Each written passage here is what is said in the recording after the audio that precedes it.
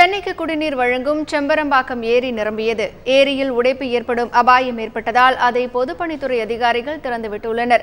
இது குறித்த கூடுதல் தகவல்களை தருகிறார் எமது செய்தியாளர் சதீஷ். சதீஷ், சொல்லுங்க, செம்பரம்பாக்கம் ஏரியின் முழு கொள்ளளவு எவ்வளவு?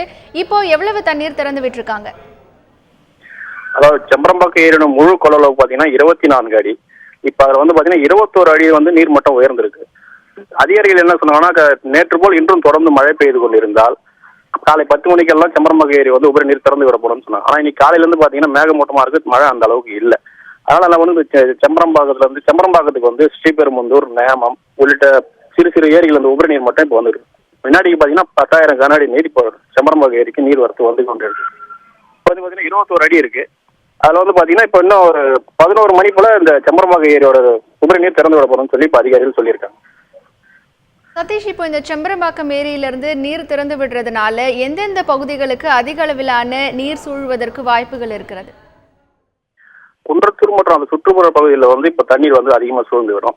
மேலும் பாத்தீங்கன்னா குன்றத்தூர்ல ஸ்ரீபெரும்புதூர் செல்லும் சாலை முற்றிலும் துண்டிக்கப்படும். அந்த உபரி நீர் திறந்து விட்டு ஒரு 3 நாட்கள் ஆகும் அந்த தண்ணீர் வடியறதுக்கு. அதனால அந்த குன்றத்தூரை அடுத்துள்ள சிறுகளத்தூர், சோமங்கலம், நடுவீரப்பட்டு உள்ளிட்ட 15க்கும் மேற்பட்ட கிராமங்கள் சென்னை மற்றும் சுற்றுப்புற பகுதிகளுக்கு வர முடியாம போக்குவரத்து பாதிப்பு தடைப்படும். அதே போல அங்கிருந்து இங்க அரசு பள்ளிக்கு வர பள்ளி மாணவர்கள், கல்லூரி மாணவர்கள் தங்களது பள்ளிக்கும் கல்லூரிக்கும் போக முடியாத அளவுக்கு சூழ்நிலை ஏற்படும். இந்த இடத்துல ஒரு தரைப்பாலம் ஒன்று கட்டணும்னு சொல்லி கடந்த 10 ஆண்டுகளுக்கு மேல இப்பகுதி மக்கள் கோரிக்கை வச்சிருக்காங்க. ஆனா இது வரைக்கும் எந்த ஒரு தரைப்பாலம் கட்டுறதுக்கு எந்தவித நடவடிக்கையும் எடுக்கல. இந்த முறையாவது இந்த இடத்துல ஒரு தரைப்பாலம் கட்டணும்னு சொல்லி பொதுமக்கள் எதிர்பார்த்துக்கிட்டு இருக்காங்க.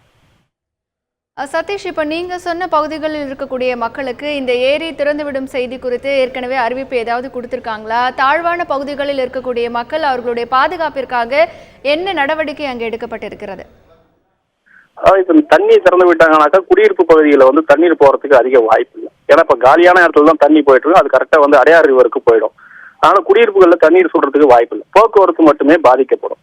அதனால வீடுகளுக்கு எந்தவித அபாய எச்சரிக்கை இன்னும் இது வரைக்கும் கொடுக்கல. ஆனா இந்த ஏரி திறக்க போறாங்கன்ற தகவல் அறிஞ்ச உடனே சுற்று வட்டாரத்தில் அனைத்து தரப்பு மக்களும் இப்ப அந்த ஏரியை திறந்து விட பாக்குறதுக்கு ஆவலா இப்ப ஏரி பக்கத்துல குவிஞ்சிருக்காங்க. அவங்க போலீசார் கட்டுப்படுத்திட்டு இருக்காங்க.